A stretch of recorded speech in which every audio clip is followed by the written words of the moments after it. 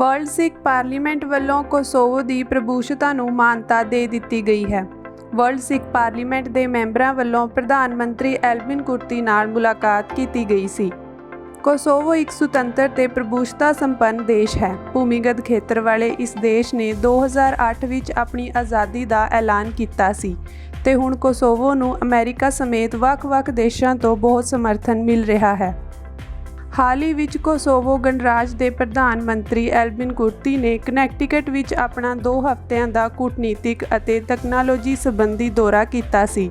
ਇਸ ਦੌਰਾਨ ਵਰਲਡ ਸਿੱਖ ਪਾਰਲੀਮੈਂਟ ਦੇ ਮੈਂਬਰਾਂ ਨੇ ਕੋਸੋਵੋ ਦੇ ਪ੍ਰਧਾਨ ਮੰਤਰੀ ਨੂੰ ਮਿਲ ਕੇ ਸਿੱਖ ਕੌਮ ਦੇ ਆਪਣੇ ਰਾਸ਼ਟਰ ਸੰਬੰਧੀ ਚੱਲ ਰਹੇ ਸੰਘਰਸ਼ਾਂ ਬਾਰੇ ਜਾਣੂ ਕਰਵਾਇਆ। ਕਨੈਕਟੀਕਟ ਸਟੇਟ ਵਿੱਚ ਚੁਣੇ ਹੋਏ ਨੁਮਾਇੰਦੇ ਸਵਰਨਜੀਤ ਸਿੰਘ ਖਾਲਸਾ ਦੇ ਨਾਲ ਵਰਲਡ ਸਿੱਖ ਪਾਰਲੀਮੈਂਟ ਦੇ ਕੋਆਰਡੀਨੇਟਰ ਹਿੰਮਤ ਸਿੰਘ ਨੂੰ ਵੀ ਪ੍ਰਧਾਨ ਮੰਤਰੀ ਨਾਲ ਮੁਲਾਕਾਤ ਕਰਨ ਦੀ ਪ੍ਰਵਾਨਗੀ ਮਿਲੀ ਅਤੇ ਉਹਨਾਂ ਪ੍ਰਧਾਨ ਮੰਤਰੀ ਨੂੰ ਸਿੱਖ ਕੌਮ ਦੀ ਕੋਸੋਵੋ ਨਾਲ ਇਕਮੁੱਠਤਾ ਨੂੰ ਦਰਸਾਉਂਦੀ ਕਲਾਕ੍ਰਿਤੀ ਪੇਸ਼ ਕੀਤੀ।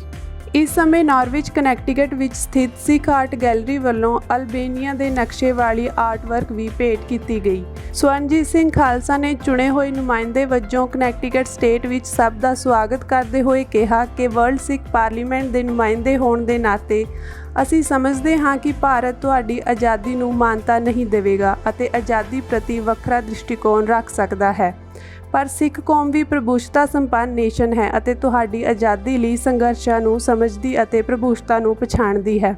ਖਾਲਸਾ ਜੀ ਨੇ ਅੱਗੇ ਕਿਹਾ ਕਿ ਅਸੀਂ ਕੋਸੋਵੋ ਅਤੇ ਇਸ ਦੇ ਭਾਈਵਾਲਾਂ ਨਾਲ ਆਪਣੀ ਇਕਜੁੱਟਤਾ ਦਿਖਾਉਣ ਲਈ ਇੱਥੇ ਆਏ ਹਾਂ।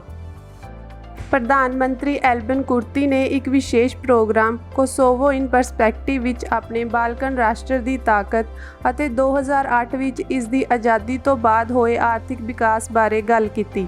ਉਹਨਾਂ ਕਿਹਾ ਕਿ ਸਾਨੂੰ ਆਪਣੇ ਲੋਕਾਂ ਦੀਆਂ ਜਾਨਾਂ ਬਚਾਉਣ ਲਈ ਸੋਚਣਾ ਅਤੇ ਕੁਝ ਕਰਨਾ ਚਾਹੀਦਾ ਹੈ। ਸੱਭਿਆਚਾਰਾਂ ਨੂੰ ਸੁਰੱਖਿਅਤ ਰੱਖਣ, ਸਥਿਰਤਾ ਨੂੰ ਕਾਇਮ ਕਰਨ ਅਤੇ ਭਵਿੱਖ ਦੇ ਵਿਕਾਸ ਲਈ ਮੌਕਿਆਂ ਨੂੰ ਯਕੀਨੀ ਬਣਾਉਣ ਲਈ ਵਿਚਾਰਾਂ ਕਰਨ ਦੀ ਲੋੜ ਹੈ।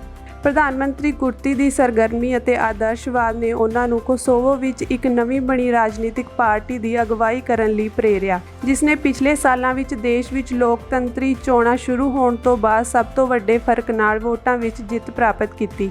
ਕੁਰਤੀ ਪਹਿਲਾਂ ਚੌਥੇ ਅਤੇ ਮੌਜੂਦਾ ਸਮੇਂ ਵਿੱਚ 6ਵੇਂ ਪ੍ਰਧਾਨ ਮੰਤਰੀ ਦੇ ਰੂਪ ਵਿੱਚ ਸੇਵਾ ਕਰ ਰਹੇ ਹਨ।